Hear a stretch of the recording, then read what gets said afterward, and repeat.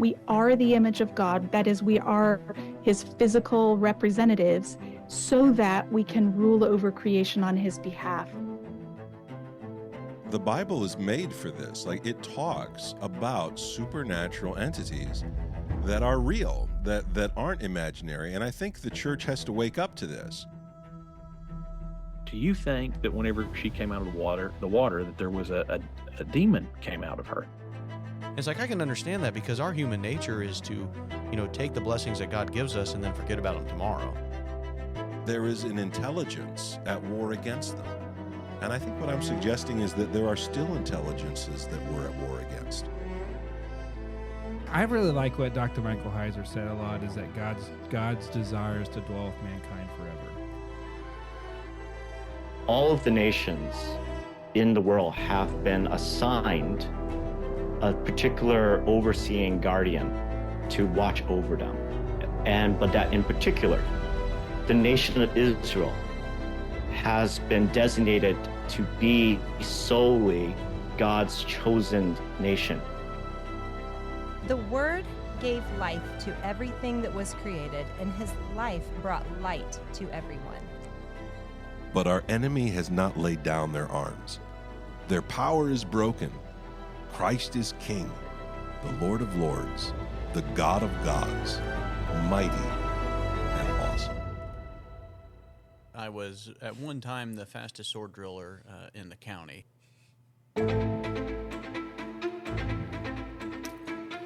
Hello, my friends, and welcome to the Two Trees podcast.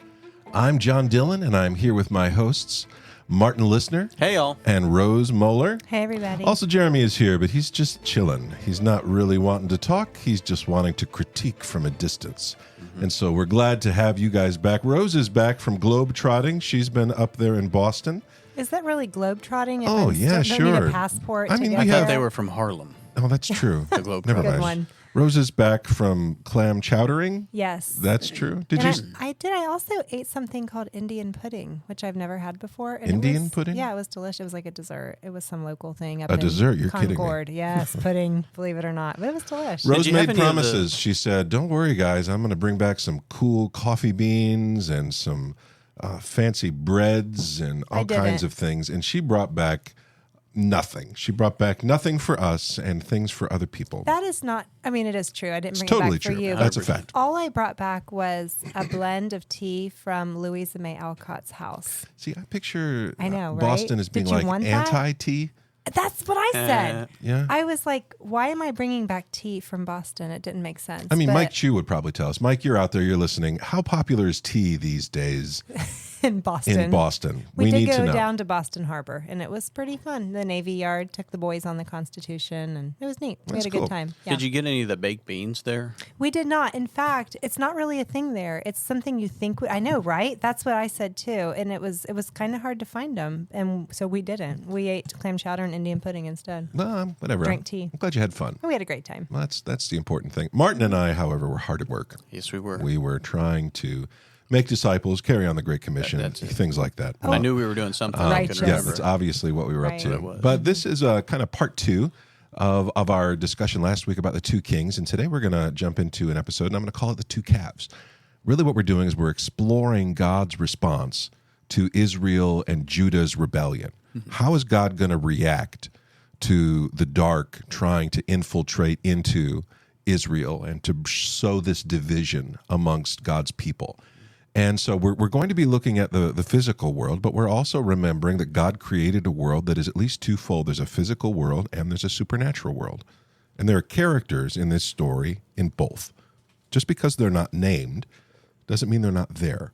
And the same characters who God was at war with in Egypt, they haven't disappeared. They didn't get old and pass away. These are supernatural beings, enemies of the Lord. And they're the principalities, the powers, the rulers of the high places. They're bad guys. And they haven't forgotten what it was that God did to them. And so they have remembered their defeat in Egypt. They haven't forgotten that God has made a promise to the house of David. And they're afraid of that. David is seen as the line that the Messiah is coming from, the serpent crusher. And they've tried to crush Israel now from the outside. They've done a really good job of trying to destroy Israel. And honestly, Israel probably shouldn't exist at this point except for the blessing of God. You read through Judges and you recognize, boy, did you get conquered a whole lot there for a while. And it's true, they did, but God was with them. And this is part not just of the history of Israel, but the history of God's bringing his kingdom back into the world, the redemption of Eden. And so we're looking at this through both lenses, both physical and spiritual. And we recognize that the problems that we're reading about here with the two calves that are going to be set up don't just begin with Rehoboam and Jeroboam. This plan is set in motion during Solomon's reign. God promises David that his is the house.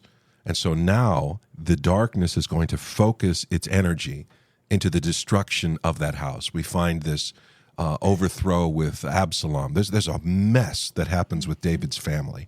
And the son that does rise to power is Solomon. And most people are going to look at Solomon and associate him with, wisdom and wonderful guy. The reality is that he's disloyal to the Lord. He has tremendous potential, but he falls hard and pretty fast. He's not the sweet, lovable character that many people would like to make him out to be. As a matter of fact, he builds temples to these fallen watchers in Israel. He marries into the pagan royal houses, and he's quite happy for them to bring their gods with them. In fact, I would like to add here, I think is important that Solomon's extraordinary wisdom is what kind of gets him in trouble anyway. He's logically thinking through his life and how he can make it better. And I know we talked a lot in the last one about how he is doing a lot of these moves for political gain or for, earthly reign over new places. And that's what really gets him in trouble with Yahweh, because he's bringing not only this new regime with him, but he's bringing these new gods with him, and he's putting them on the same pedestal as our God Most High. Yeah, I think you have to recognize that Solomon, even though he was wise, chose foolishly. He could not distinguish between good and evil. So then a question I have is, I know, and this is off the cuff here, the borders of Israel only reached their full promised potential during Solomon's reign. Is that right? Like when the Lord said from the Euphrates to the Great Sea or whatever. Is that right? There's a lot of people who argue about that, Okay, Rose. well, let's just roll What with I it. can say is that there hasn't been a time since Solomon where the Israeli borders were bigger than they were in his lifetime. So then I guess my question is, was this his way of trying to bring about that geographical promise that the Lord gave them? Yeah. Solomon, kind of a little bit like Abraham, Isaac, Sarah thing. Don't worry, God, I'll take care of this. I know it's supposed to happen, and since you're taking a while, I'm going to, fill in the promise myself. Exactly. Okay. Yeah, this is a repeated story. Mankind hears the word of the Lord, knows what to do, and decides that they know a better way. And not only that, he's trying to get it done the way that he can figure it out, which is ironic because in Proverbs he says to not lean not on your own understanding and whatnot. So I totally understand that. But he's also trying to view that scripture from the world's measuring stick. That's what I always like to say. God has a measuring stick and the world has a measuring stick. And so you're saying, our borders have reached now this physical location and reached this physical location. So I have completed what God has instructed me to do. And we do that all the time. We're like, I have become happier because of this, which is how I view happiness. And God's like, no, I'm providing you peace that passes understanding, and then you'll know what joy is and stuff like that. So we try to obtain it from our measuring stick, what God is trying to promise for us or give to us or asking of our lives. And I think Solomon's doing the same thing. He's trying to obtain that through his measuring stick. And so that's a really interesting thing because I feel like we do that all the time in our, not to derail this 5 minutes into it, but I think that's really how we view ourselves and God and why is he not talking to us or why I'm doing everything I'm asking of you. And it's like, well, to your understanding, maybe you are. And maybe you're doing above and beyond what God is saying. But you have your own measuring stick, and he has his own measuring stick. And honestly, this whole story is going to be confusing for people on the ground. They're going to look at this and say, God, why aren't you doing this the right way, the obvious way that we would go about this? Instead, God seems very content to take and to play a long game and to say, listen, this isn't a short-term fix. This is me bringing about the ultimate solution to the problem. And that's Judas, the same thing. Like Judas is saying, you're supposed to be king. You should be rising up and Yeah, creating why an aren't army. you doing what I want you to do? This makes sense. Like, you need to be doing this. And God's like, well, I'm dealing more than just today. Like, I'm dealing with eternity. Yeah, and so Solomon, he's making political sense in the sense that, that's how great kings were supposed to last. But his kingdom doesn't survive him. That's a sign of a bad leader. Mm-hmm. If it all falls apart the second you're not there to do it, you did a really bad job as far as rulership. And the more we read about Solomon, if you really want to get into his story, he's a tyrant. He's not a blessing, he's a curse. And the people view God's chosen king as an oppressor and not a blessing. He's supposed to be imaging God, and he's failing spectacularly at that. Not only that, but he passes it on to the rest of the officials in his court. He passes it on to his kids. He passes it on to everyone who's interested in this man. He is a force of chaos, not of peace and safety. This is kind of another time in the Bible where you shouldn't meet your heroes, right? Because you think of Abraham, he was one of the best. And then you're like, well, he was kind of a bad guy, actually. Yeah, that's true. And it's like another one to that list where it seems like he has got it all together.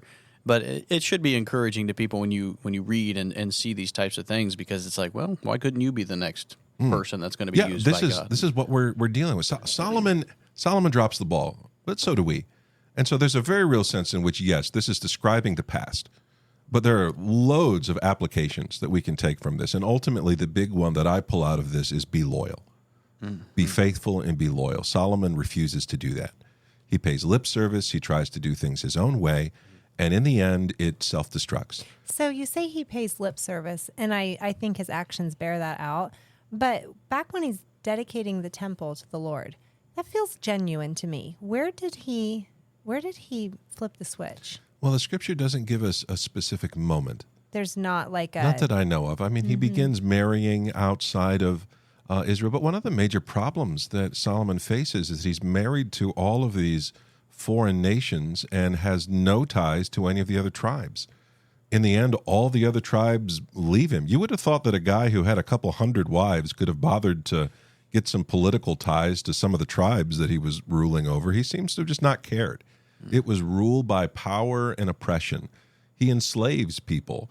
He's a real piece of work, to be honest with you. But I think it's a good point, Rose, because I think a lot of people try to pinpoint a spot where it's like, well, this is where it all went wrong, and like this is where I decided to stray away from what God was asking me to do, or this is where whenever you're in a spot of crisis, especially, you look back and you're like, what was the one decision that really got this off the tracks?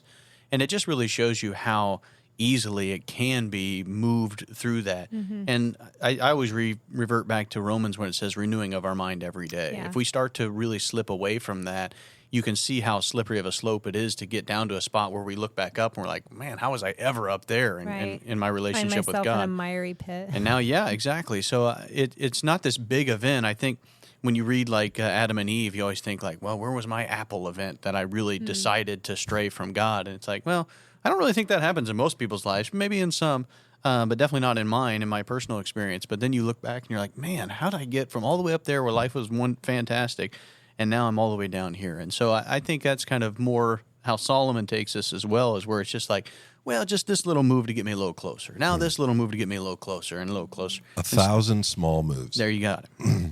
You guys are on fire today. Way Yes, to go. we Rose are. and Martin. Chatter. What's going on here? I like it. So Solomon, he's encouraged by the evil. But there are forces trying to manipulate him for sure. But you don't get to pass the buck. Solomon's a rebel. And same with Rehoboam and Jeroboam. Are there spirits trying to manipulate these men? Yes. But they're also willing participants in this rebellion against God. So if you're looking for a good guy in this story, it's very hard to find one. As a matter of fact, the only one that comes out looking anything like a decent human being is God.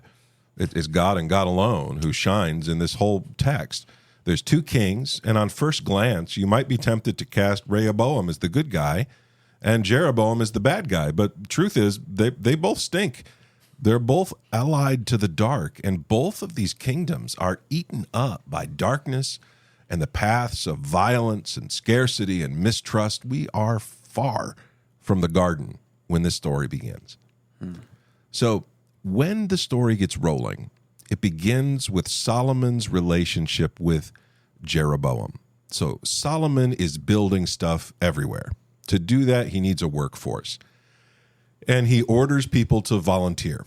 That's pretty much what he does. He starts collecting people. More or less, he enslaves them, and he forces them to work. This should link in the reader's mind back to Moses.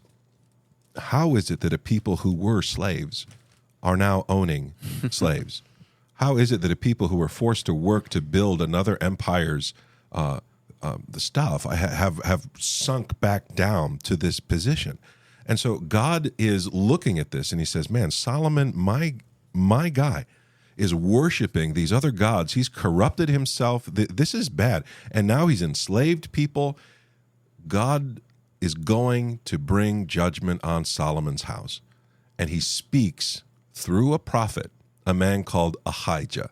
So in 1 Kings 11, Ahijah, the prophet, brings a prophecy. And this character, Ahijah, is pretty interesting to me because he is not in the temple. He's not from Jerusalem. He's not one of the priests. He's not one of the people working in Solomon's fantastic, new, extraordinarily beautiful temple. Instead, he's from Shiloh. He is from where the tabernacle used to be when it was just a tent in the wilderness. It's as though God looks for a faithful man and can't find one in his own temple. That ought to stir up a little bit of why would God not bring this from the temple? To go back to Shiloh is a critique on Solomon.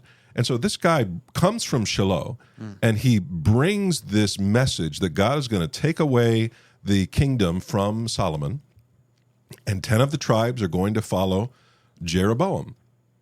Jeroboam looks at that and he should have recognized, wow, God, you're really blessing me. You're raising me up almost like David. Instead, what we find is Jeroboam says, oh, that's nice. There's a lot of stuff I can do if you're just going to give me things.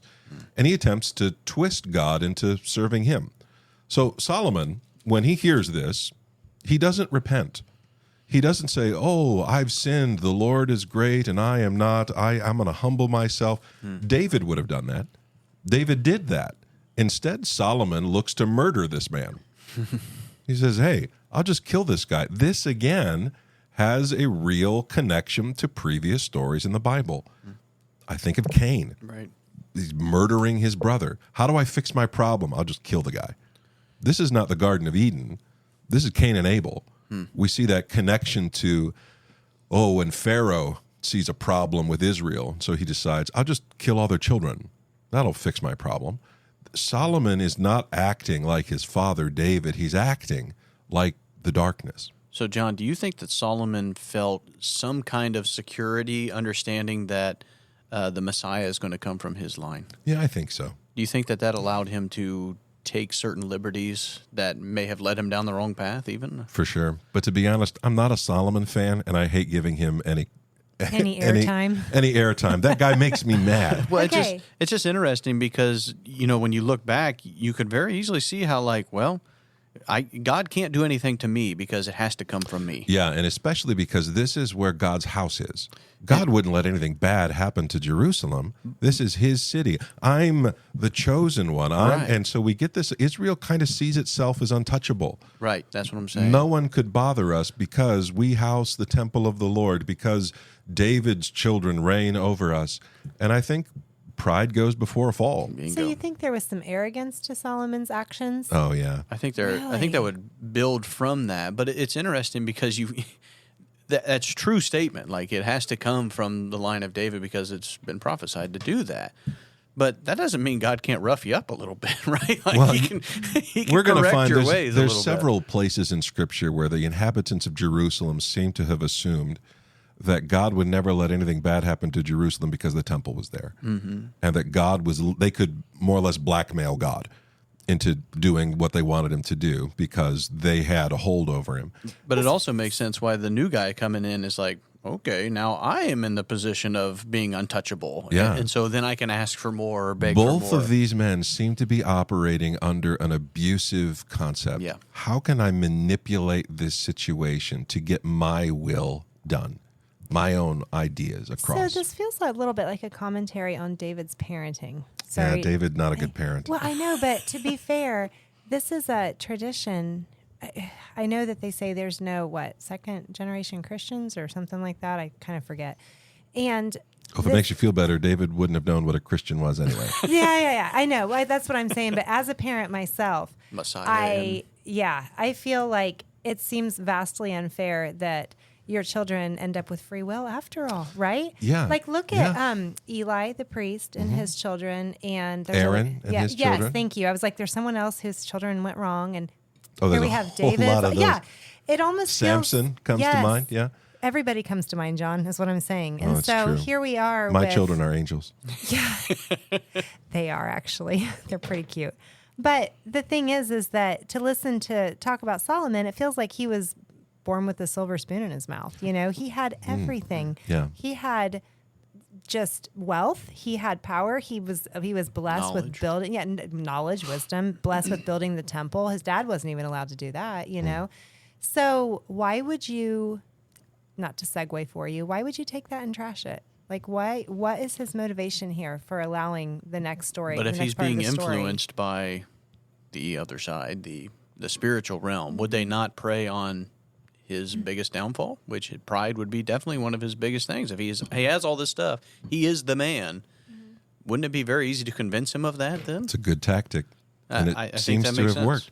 We also look at this and we recognize, man, Solomon, even though he is raised this way, he's a free will creature.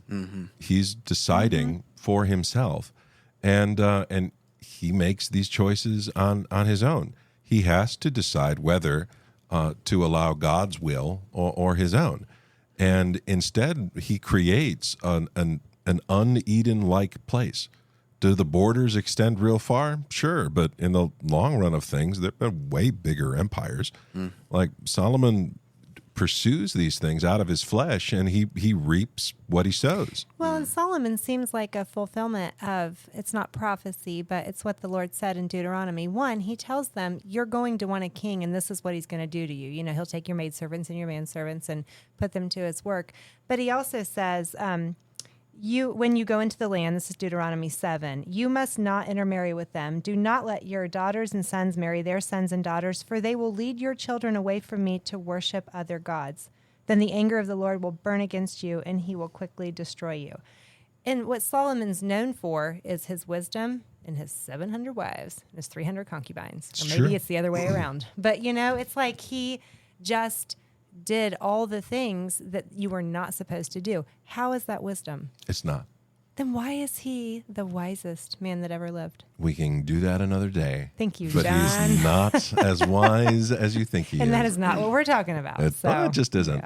Yeah. Instead, what you find is Solomon, who's given the promised land. He's supposed to be like an Adam figure, clothed in awesomeness and filled with wisdom, and the rule of the God's temple is there again.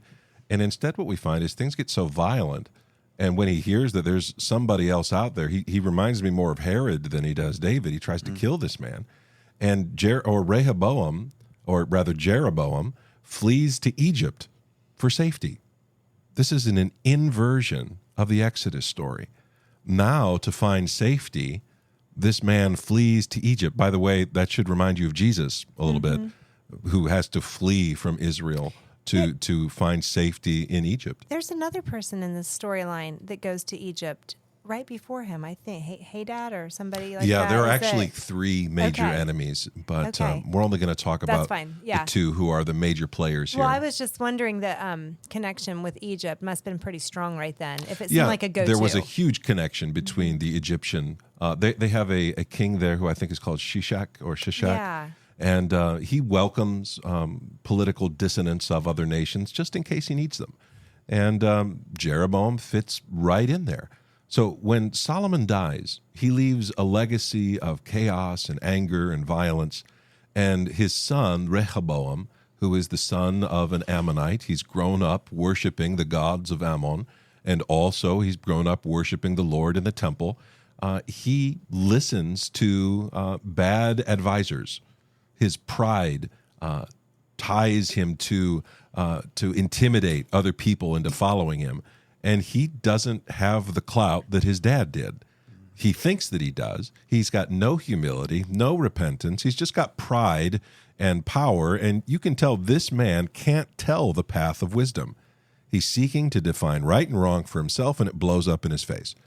When he is confronted, he drives away the majority of Israel. 10 of the tribes leave, and Rehoboam is left with 2.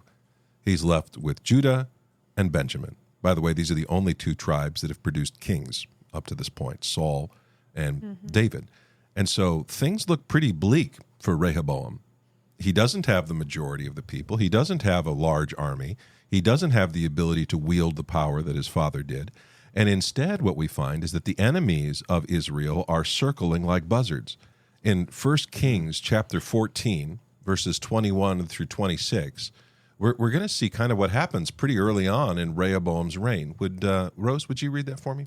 Now Rehoboam, the son of Solomon, reigned in Judah. Rehoboam was 41 years old when he began to reign, and he reigned 17 years in Jerusalem, the city that the Lord had chosen out of all the tribes of Israel to put his name there.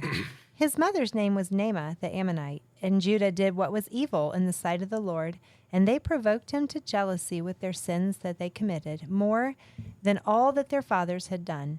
For they also built for themselves high places and pillars and Asherim on every high hill and under every green tree. And there were also male cult prostitutes in the land. They did according to all the abominations of the nations that the Lord drove out before the people of Israel. In the 5th year of King Rehoboam, Shishak, king of Egypt, came up against Jerusalem. He took away the treasures of the house of the Lord and the treasures of the king's house. He took away everything. What? He's only been king for 5 years, and everything is destroyed. Jerusalem is sacked. The Pharaoh of Egypt rolls in, and he takes away the treasures of Israel. This is the last time, by the way, that many people think the Ark of the Covenant was in the tabernacle or in the temple. But this is the very first king after Solomon. It doesn't take very long before the whole thing is a mess. They're building Asherim on every hill, under every green tree. Again, that's a connection. Trees are often places of worship. Up on the high places, that's where they're worshiping. And suddenly it looks like the gods of Egypt aren't defeated like they were in the Exodus. It looks like God has been defeated. It looks like Israel is broken. It looks like God's plan to bless the house of David has imploded on itself. This is an absolute disaster. And people would have viewed this as an absolute disaster. The spiritual beings would have seen this and laughed. We have both of these men under our control. It's not that one king is good and one king is bad. It looks like there's opposition, but in reality, these are both our puppets. There's a pattern that's set. Ancient peoples didn't distinguish between religion and politics. And in Judah, they follow this path that Rehoboam sets for them, and things get worse and worse and worse. In the book of 2 Kings, chapter 21, verses 1 through 7, we're introduced to a man called Manasseh. Would you read a little bit about Manasseh? This is a descendant of Rehoboam, of Solomon, and so this is kind of the progression of the same story. This is a pretty far jump. It is a far jump in time, but I'm trying to show that the pattern that Jeroboam and Rehoboam set isn't just a one-generation thing. Right. That this is something that's going to go on throughout the history of both of these nations until the exile. I will read about Manasseh here in a second, 2 Kings, but isn't that kind of the crucifixion, the same thing? Yeah.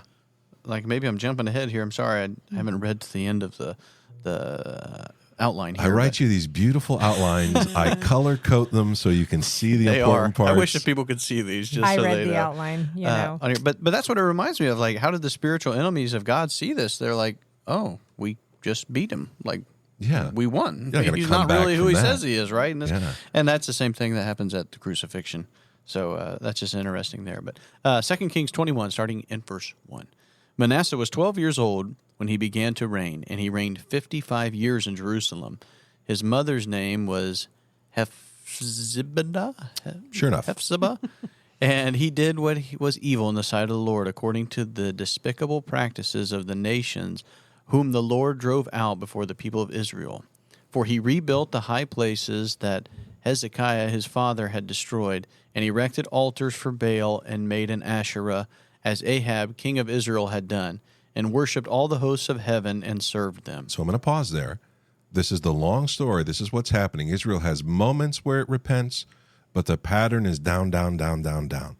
And what we have here is yet another king. He's worshiping Baal. He's worshiping Asherah. And they're worshiping the host of heaven. That phrase connects all of these other places. This is who these players are. These are the same beings that were involved in the story of the Exodus. These are the same beings who were involved in Jeroboam and Rehoboam. The humans die, but these demonic powers, they're still there. This is a protracted engagement against God's plan. Keep going in verse 4. And he built altars in the house of the Lord. Where? In the house of the Lord. In the temple. So it's not just out there in the countryside. It's in the temple itself. Go ahead. Of which the Lord had said, in Jerusalem will I put my name. And he built altars for all the hosts of heaven in the two courts of the house of the Lord. And he burned his son as an offering, and used fortune-telling and omens, and dealt with mediums and with necromancers. What a blessing. He did much evil in the sight of the Lord, provoking him to anger. And he carved image of Asherah that he had made, he set in the house, of which the Lord said to David and to Solomon his son, in this house and in Jerusalem, which I have chosen out of all the tribes of Israel, I will put my name forever. So how do you think the host of heaven is viewing what's happening here? I guess I would say they're looking at this as a foot in the door. You know, that feeling of things are going well, but, and that turning point that Solomon introduced. I mean, I know now we're jumping way back to Solomon. When he first started making alliances with other nations and bringing in women, and they brought their gods along with them, it's like, to me, that's just a foot in the door. I think a little bit like Sheila said in the last one. She's like, get out, it's coming from inside the house, you know? Yeah. That's pretty vivid, but it makes sense. And so they're like, they probably feel like they're on their way to winning, you know, this battle, this war, whatever. See, Yeah. I think these things are far too prideful to be thinking that. Foot in the door, I think they think it's over. Well, maybe foot in a door when Solomon was around, but Yeah. Right, if jumping you've got back an to him. Asherah in the temple, you can't get much closer to, especially if you're a territorial spirit. You could imagine, why would they think that having an altar to them in Jerusalem, they've taken the Lord's temple for themselves. The serpent in the garden seemed to have been promoting the same thing. Right. If you look at the I wills of Satan, basically what he's wanting is the worship of creation. That's right. And that's what they have obtained that at this point. They are gaining the worship. Not only that, they're doing it at the spot where they're supposed to be worshiping the one that created everything. So Adam and Eve are made to be the priests in the temple of the Garden of Eden. They're made to work and keep. The same phrase that's used for the priest is used for Adam and Eve. They're the model. The temple itself is made to look like the Garden of Eden. Now the forces of darkness have pushed their way all the way in. And these stories are going to connect through a prophecy that we're going to read in just a moment. But these are the same spirits that have been fighting God this whole time. These spirits were the ones who were in the wilderness trying to corrupt Israel in the very shadow of Mount Sinai when the golden calf was made. These guys have been there. So, John, on the line of this conversation, I just thought of a massive question that probably is not an answerable in the time allotted that we have. The answer is 5. Was Satan closer to obtaining his goal in the Garden of Eden or on the cross? Oh, you know I'm going to cop out on this, don't you? Yeah. So I think that at no point was Satan close, because the will of God is an unchangeable thing. But I think Satan thought he was right there, buddy, at both times. I think both places he would have had a real similar sense of success. I think we're just trying to define it by what would these beings want to obtain, right? And I think worship is the answer. That's what they think makes God powerful, is because he gains the worship of creation. He's allowed to do certain things. And I think that I can't prove any of this stuff, but maybe they do feel more powerful or do gain power if you worship them more or whatever. I don't know. I can't prove any of that. But so that, I think, is the whole point. When you're in the garden, that's what is happening. They're worshiping you instead of God in the spot where God wants them to worship him. That's the same thing they're doing right here in this story that we're talking about now. And so it's almost like, man, they are closer to obtaining what they want because they're temporarily receiving this worship. I think they saw it as stopping God's plan. That's their whole goal. Slow this down, stop it. Mm-hmm. Prevent the Messiah from coming. If God's going to bless David, we're going to curse David. If God wants a temple here, we're going to take it. They're territorial spirits. They're carving up these spaces, principalities, powers, the rulers of the darkness of this world. This is their game. And God is ultimately going to destroy them through their own game, not through killing others, but through himself, sacrificing himself for all people. It's through love and compassion that anger is destroyed. It's through selflessness that selfishness is negated. And we're going to walk through this because this is the same story told in 50 different angles. It's a very effective strategy, and it plays out in your life as well as it did in theirs. Isn't that so bizarre how when we say like love conquers anger, we're thinking, well, somebody's angry. If you go and show love to them, then their anger will subside. And okay, I can get behind that. But when you're talking about these beings, these spiritual beings, like the love of God is what ultimately overtook the anger and the pride and all this that they are bringing forth into mankind. So it's not just on the micro level where it's like, hey, John, I know you're angry. Let me show you some love, and then you'll be less angry. But it's also God saying, I'm going to rule over creation by telling you love is going to beat you because it's stronger than you on a cosmic power type of standpoint. Well, I think this is what Jesus kind of brings up by saying, the greatest is the servant. You want to gain, then give. This whole that's as foreign to the sinful sense of rule that these beings have. They can't fathom that. They're opposed to it. And so when we're reading their story, God's opposition to them also follows patterns. And you're going to find that a lot of these stories connect with both, not just their negatives, but also with their positives. Right. So, for instance, the Levites are going to play a huge role in the golden calf. We've talked about this. They came down off the mountain, and Moses gathers them up, and he says, who is on the Lord's side? And the sons of Levi gather around him, and they fight their way to the idol, and they're the guys, right? They're the ones who are there for the Lord when he needs them. So when Jeroboam separates the kingdoms, and he realizes that so long as people are going down to Jerusalem to worship in the temple, I have a problem. I need priests who are loyal to me, not priests who are loyal to Yahweh. Even though Yahweh has given me this kingdom, he wants to be like a God himself. And so let's look and see what happens here in the book of 2 Chronicles, chapter 11, 13 through 17. And the priests and the Levites, who were all in Israel, presented themselves to him from all places where they lived. For the Levites left their common lands and their holdings and came to Judah and Jerusalem, because Jeroboam and his sons cast them out from serving as priests of the Lord. And he appointed his own priest for the high priest, and for the goat idols, and for the calves that he had made. Not high priest, high places. I'm so sorry. Yeah, high places. Gotcha. And those who had set their hearts to seek the Lord God of Israel came after them from all the tribes of Israel to Jerusalem to sacrifice to the Lord, the God of their fathers.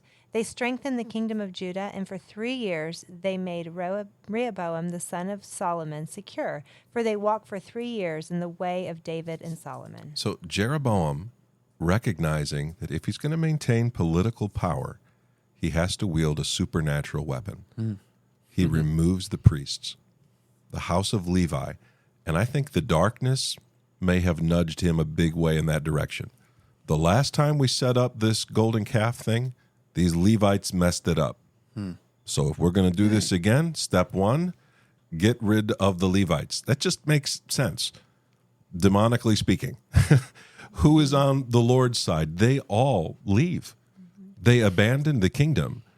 And even though you would assume that they would be like this big shot in the arm, this massive, like, a powerful force. They're only loyal for 3 years. It says they protect Israel for 3 years, for they walked for 3 years in the way of David and Solomon. So it isn't just the sons of David who have failed here. It's the sons of Moses. It's person after person. Israel is losing it. All of the people who should be standing up and protecting, they're falling away. And so this is where the golden calves jump back into the story. But can you see where that leads today to where Jesus is talking about one anothering with people, gathering with those people? It doesn't matter who your dad is. Doesn't matter where you came from. If you're not, gathering with people and having an understanding with people to keep you in alignment with Yahweh, you're going to fall to this pressure, to this oppression, to this misleading, misguiding, whatever it is. Doesn't matter who your dad is. Doesn't matter who you are. Doesn't matter any of that stuff. If these people need to move you on the cosmic chessboard, they're going to make it happen unless you actively fight back against them. And like you said earlier, it's not going to be a big temptation. Yeah. It doesn't start with rob a bank. Mm-hmm. It begins way earlier than that. And that's where I think when you get together and you have conversations with people, when you listen to podcasts with people and read books together and Bible study and do whatever, that you are taking one more step forward instead of one step sliding down that scale. And that's kind of the hope of this podcast, guys who are out there. I love our audience. You guys are fantastic. Amazing. But one of the things and the reasons we do this is not because we're really smart and we want to tell everyone how smart we are. What we're trying to do is engage in Bible study with people. I'm really hoping you guys are taking this and use it. Or if you got if it stirs up other thoughts, I don't care if you agree with me or not. I care that you're reading and loving the Lord your God and reading your Bible and loving the text and digging into it. Those things are powerful. Surrounding yourself with people who are loyal to the Lord, good friends, that's going to be so important for you. Don't walk in isolation. Don't walk on your own, but be together. Mm-hmm. And Solomon and Jeroboam and Rehoboam, the song that keeps being sung here is division. Divide, separate them, move them away. They're going to fail if we can isolate, if we can bring about division and bitterness. That's the name of the game. Divide and conquer. Yeah, and it's exactly what happens here. So Jeroboam's got a problem. It's a political problem. He thinks he's fixed part of it with the whole getting rid of the priests thing. But there are still going to be people who are going to go to Jerusalem to worship because that's what God asked him to do. Jeroboam has to decide, is he okay with that? And he's not. So let's look at what he decides to do in 1 Kings 12, 27 through 28. If this people go up to offer sacrifices in the temple of the Lord at Jerusalem, then the heart of this people will turn again to their Lord, to Rehoboam king of Judah, and they will kill me and return to Rehoboam king of Judah. He's a real optimist here. Yeah. So the king took counsel and made 2 calves of gold. And he said to the people, you have gone up to Jerusalem long enough. Behold your gods, O Israel, who brought you up of the land of Egypt. Now that line, That sounds so familiar. it's a direct quote out of the book of Exodus. In Exodus 32, verse 4, it says, and he received the gold from their hand and fashioned it with a graven tool and made a golden calf. And they said, these are your gods, O Israel, who brought you up out of the land of Egypt. Okay, quick question. Back in verse 28 of 1 Kings 12, it says, so the king took counsel and made 2 calves of gold. By the way, that's a wisdom connection thing again. Yeah. Who is giving him this counsel? Well, it leaves you with a couple options here. First of all, Rehoboam failed because he listened to the wrong counselors. Adam and Eve failed because they were listening to the wrong counselors. Solomon fails, the same kind of a reason here. If I would assume that he's talking to these new priests. I would assume he's talking to people who he respects, but I would also assume that there is a darkness behind this advice that he's getting, that the darkness has manipulated and has its people on the ground, and they're whispering to them the answers, and the answer is, make a golden calf. And isn't it funny how I don't know how I have missed all this stuff in the past, but how much real life mirrors what the Bible goes about. when you look at any, It's almost like the Bible was real life. right, yeah, but entertainment is what I mean That by was real sarcasm. life. It totally was real life. The entertainment of today's world and in the past will mirror what happened in the Bible because it's such a good story. But you think of like Aladdin, and the Sultan is trying to figure out whatever in his, help me with the name, the evil guy, Jafar is his counsel, and he's always going to him, and he's saying, this is such great counsel, but he's really, following this evil pride and all this, that, and the other he's trying to get to. And it's like, how many times does that happen in the Bible? You just mentioned several where the king is going to his trusted vizier or whatever his counsel, and they're leading him down a path that's going to lead to success for them. So these would be the necromancers. These would be the mediums that were being talked about before. These are people who are worshiping the darkness. So would Jeroboam have even known the story of the golden calves? Yeah, because, he would have. So I'm sorry. He also went to Egypt for quite a while. So not to throw him under the bus, but he had to know how that story ended. Why would you think that was such a winner? I'm going to do that again. Good idea, guys. Thanks for your counsel. Well, how is it not a winner? It made him king. But back in the Moses story where he ground it into powder and forced him to drink it. Well, I'll tell you what I think. People died from a plague. I don't think he feared the Lord. I don't think he was afraid of the Lord at all. I think he thought he was protected and he could do what he wanted. And I think the darkness felt the same way. They don't make one calf, they make two. Like that's mean. Like that's not just we had a little extra, so we made another one. This is doubling down. Yeah, this is. He uses the exact phrase. You don't use the exact phrase unless you're quoting. Right. He knows this story. Yeah, He says, "But we're rejecting this. There's another way. There's a way that seemeth right to a man, but the end thereof is destruction." He's flying his flag with the darkness here. Feels like the dark side is just recycling ideas. No, it is. For sure, because they work. I'm going to be honest with you. When I take communion, I begin with a time of reflection and confession, and I can just about tell you what I'm going to need to repent about before. Like it's the same sins. Bitterness hits me hard every time. It's just about my go-to starter. God, here are the people that I need to forgive and I don't want to. Let's begin there. And then from there I flow on. It's not that I know that there's a problem here, but it's an effective way of attacking me. And so there is more to this story. We can recognize the general flow. This is rebellion against God. This is anger and violence against the Lord. This is a rejection of his priests. This is a celebration of the darkness. And there's an element of this story that has been really interesting to me, and Sheila brought it up to me a few weeks ago, and it's this concept of the feast. What is this significance of eating and drinking that's going to play a huge role throughout the text when it deals with worship, and especially with this particular story? And so I want to jump down to chapter 12, and I want to start in verse 32. And Jeroboam appointed a feast on the 15th day of the 8th month, like the feast that was in Judah, and he offered sacrifices on the altar. So he did in Bethel, sacrificing to the calves that he had made. And he placed in Bethel the priests of the high places that he had made. He went up to the altar that he had made in Bethel on this 15th day in the 8th month, in the month that he had devised from his own heart. And he instituted a feast for the people of Israel and went up to the altar to make offerings. You notice there's a couple repeated phrases here. First of all is he did, he went, he made, he decided this. From his own heart, he instituted. There's this concept that the source of this is Jeroboam's rebellion. And you have to ask yourself, is it really just you, Jeroboam? Or were you getting encouraged from the other side here as well? So at this point, he has false gods, a false feast, and false priests. All that. So his rebellion has, when you turn from the true thing, you have to replace it with something. That's right. And out of his own heart, he has come up with this plan B. Yep. All right. That's it. He's instituted a feast. And on first glance, for a Westerner reading this, I think, what's the big deal?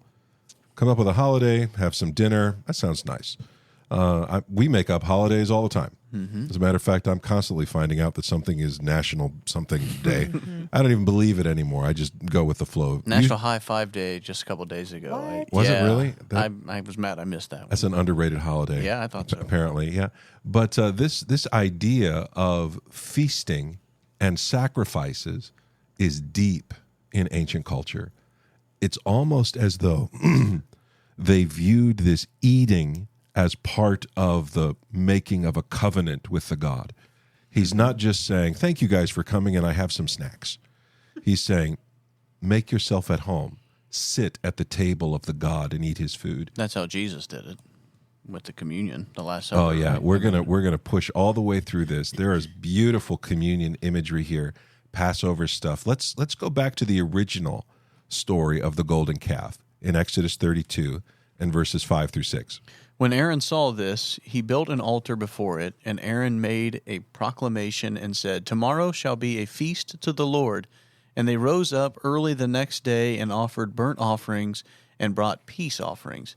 And the people sat down to eat and drink and rose up to play. Eating at a temple or an idol's feast was seen as entering into a relationship with it. It wasn't just Aaron saying, all right, guys, we finished it, let's have a party. This was part of the worship. To break the bread, to eat in the presence of the God was a way of saying, we are on your side. And so when they ate the Lord's Supper, it's a way of saying, we are on the Lord's side. How can you be at peace with God and his enemies at the same time?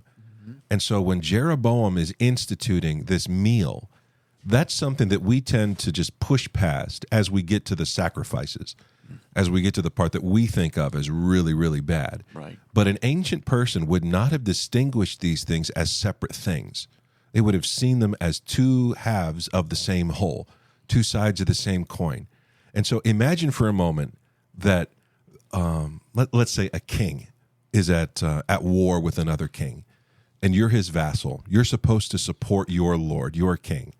And he finds out that you are a welcome guest at his enemy's table. He's going to view that as betrayal. He's going to view that as you making peace with his enemies. When Israel is eating at the table of these demons, it's viewed the same way. What Jeroboam is offering them, and they understood this, isn't just here's some food. What he was offering them was a covenant with another God. And that is a massive part of the story that we're about to read. Is Israel still God's chosen people? Even though they've done this, is the faithfulness of the Lord able to overcome this? The answer, by the way, is yes. God is capable, and he does, and they are still the chosen people.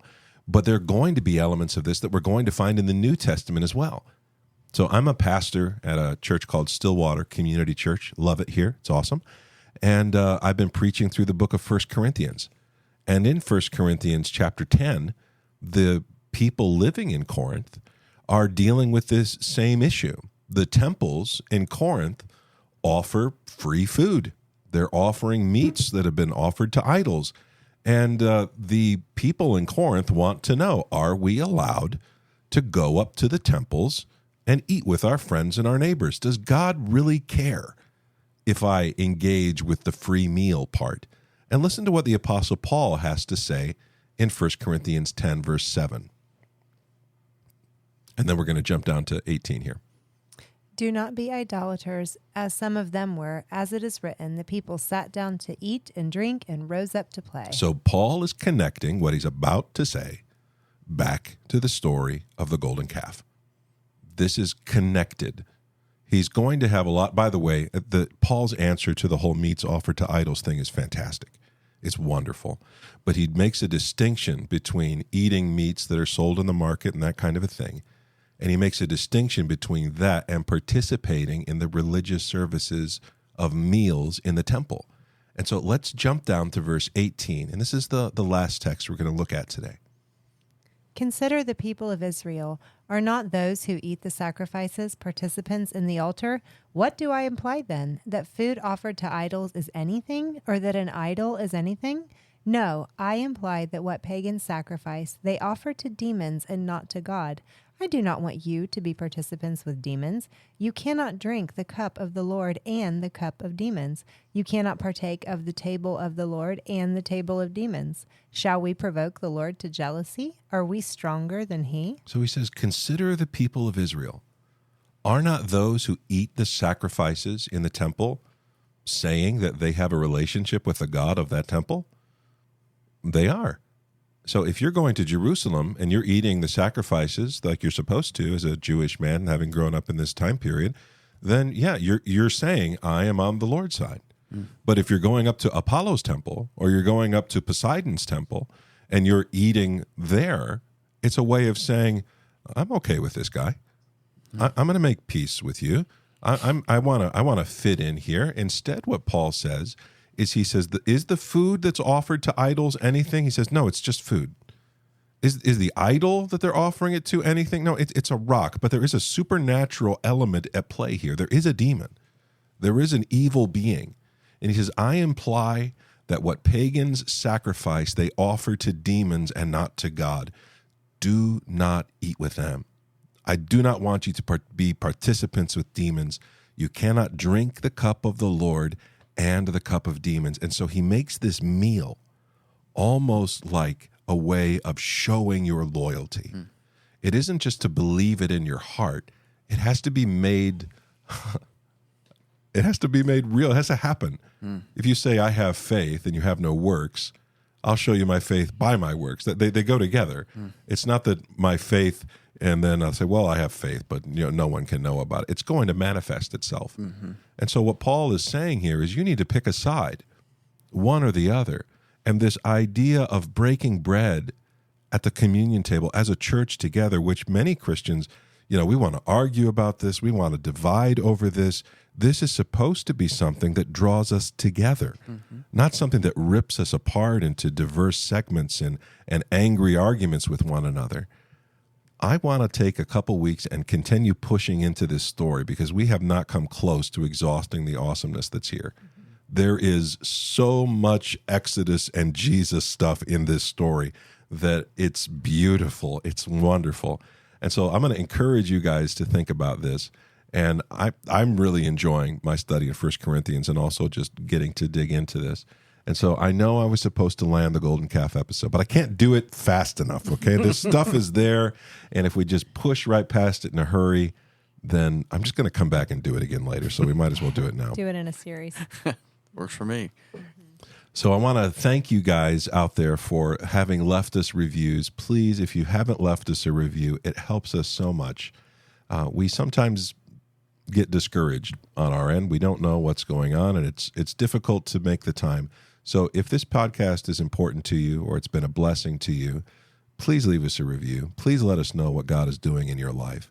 And I want you to know, more than anything else, that Jesus is the God of gods, the Lord of lords. He's mighty and he's awesome.